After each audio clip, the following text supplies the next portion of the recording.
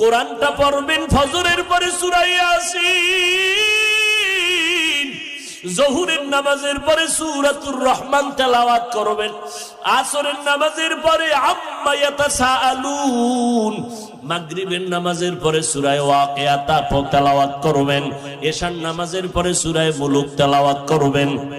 আপনার ঘর ফেরেশতারা পাহারা দিবে, আপনার ঘরে কোনোদিন চোর ডাকাত আসবে না, আপনার স্বামীর কামাই রুজিতে কোনোদিন অভাব লাগবে না।